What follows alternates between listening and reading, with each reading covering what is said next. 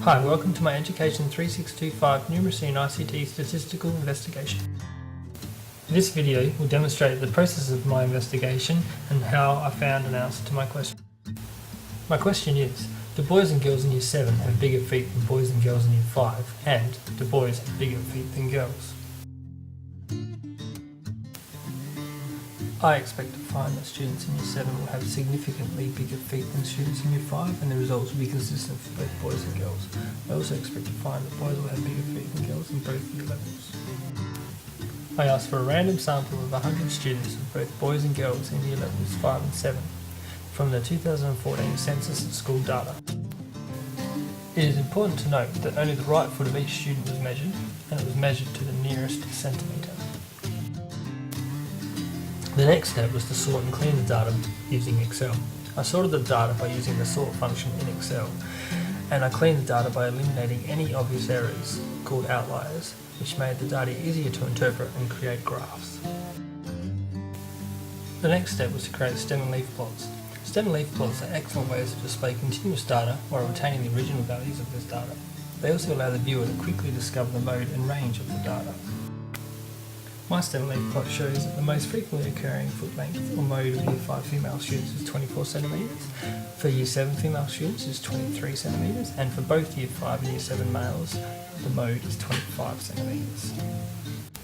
My next step was to create double column graphs. Sadly, I had lots of issues with my column graphs. This was mainly due to not having a correct sample size distribution between boys and girls. In this case, I only had 13 males and 33 females, which caused the graph to be very lopsided and not give you accurate representation of the data.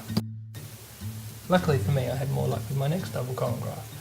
This column graph is a comparison of the right foot lengths between Year 5 and Year 7 students, and it doesn't take into consideration gender. This graph shows that Year 7s have a slightly longer foot length than Year 5s, and it's a more accurate representation because the sample size is closer.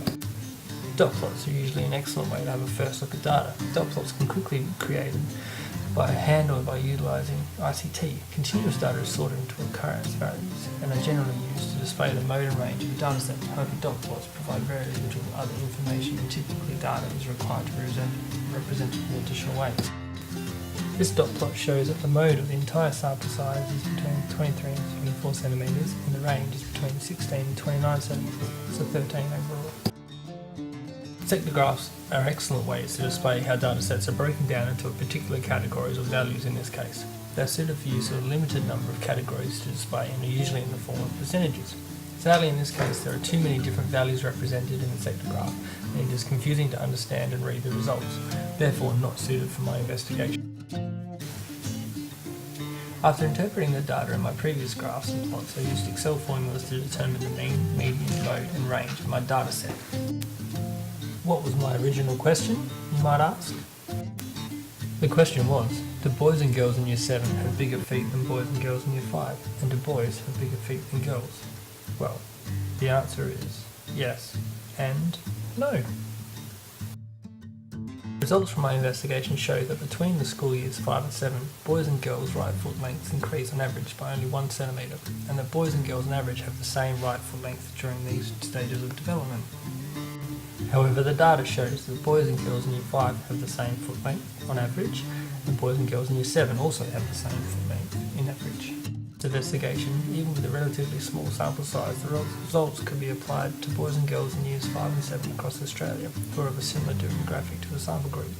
However, due to the growth spurts of children predicting the same increase in foot lengths for students in the next few years to Year 9 is unreliable and should be done with caution.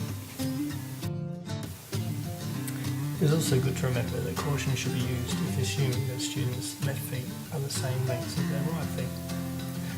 Thank you for listening. This video is for educational use only. Good afternoon, boys and girls. Created using Powtoon.